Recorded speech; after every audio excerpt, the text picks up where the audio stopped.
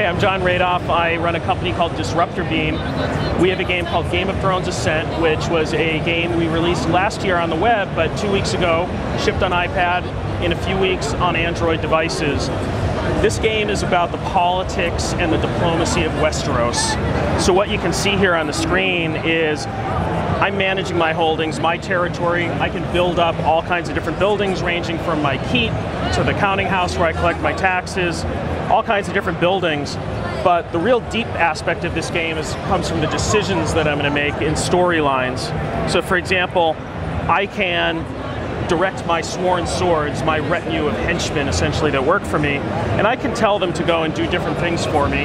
And I'm going to stand for different things within this world of Westeros. So I could favor the old gods versus the new, I could be more for my family, or I could work for the realm, or I could be more truthful and cunning. And these decisions that I make along the way are going to impact the way other characters relate to me in the game. Now sometimes I'm making these decisions and it's just affecting myself. But the important thing about Game of Thrones Ascent is that it is a multiplayer game. About 100,000 people a day are playing Game of Thrones Ascent, and you're playing with these other people. So they're also making decisions about how they're developing their sworn swords. And you can form alliances with them, you can marry other characters in the game, you can backstab them, you can spy on them. So all that skullduggery, all of that stuff that you've seen in the shows, or if you've read the books, that is what we're trying to bring to life within Game of Thrones Ascent.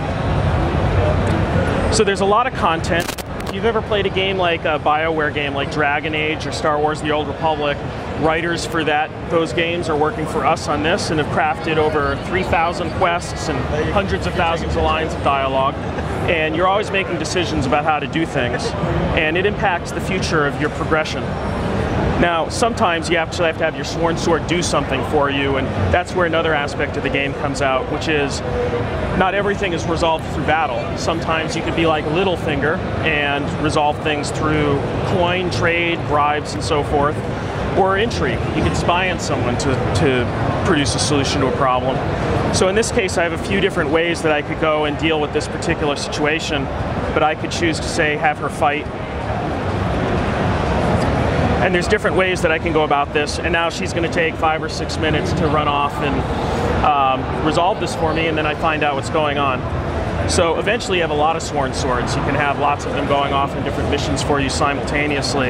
There's always something to do in the game, whether it's send a sworn sword off or develop a building, craft things, manufacture different kinds of equipment that your characters can use. The product is totally free to play. You can download it, start playing anytime you want. The game has in-app purchases that supports the product. So for example, every week we ship new content into the game. So if I go into the shop here, you'll see an example of that. So while the show is on the air, new content is coming out weekly. That includes items and stuff like that you just saw in the show. So for example, episode number 1 of the 4th season, which was called Two Swords, has a special content pack where I can get things like Jaime's golden hand. So that's how we support the game.